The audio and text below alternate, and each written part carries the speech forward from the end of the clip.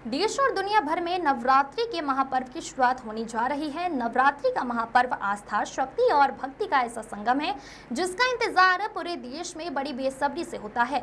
जहां जहां दुर्गा मंडप सज चुके हैं, भक्त कलश स्थापना की तैयारी कर रहे हैं और 9 दिनों तक देवी मां के दरबार में श्रद्धा का सैलाब उमड़ने वाला है।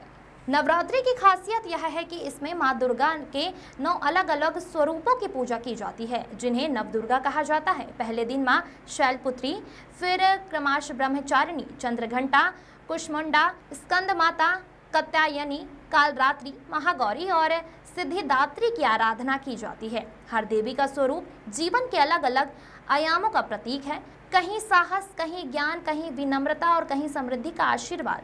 धार्मिक मान्यता के मुताबिक नवरात्रि में विधि विधान से पूजा करने और व्रत रखने से मां दुर्गा अपने भक्तों के सभी कष्ट दूर करती है।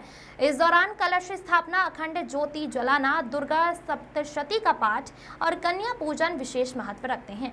9वें दिन यानी महानवमी पर हवन और कन्याओं को भोजन कराना शुभ माना जाता है। भक्तों का विश्वास है कि इससे घर में सुख, शांति और समृद्धि का वास होता है। भारत के अलग अलग हिस्सों में नवरात्रि का रंग भी अलग दिखाई देता है। बंगाल में दुर्गा पूजा की भव्यता दुनिया भर में मशहूर है, जहां विशाल पंडाल और मां दुर्गा की प्रतिमाएं आस्था का केंद्र बनती है।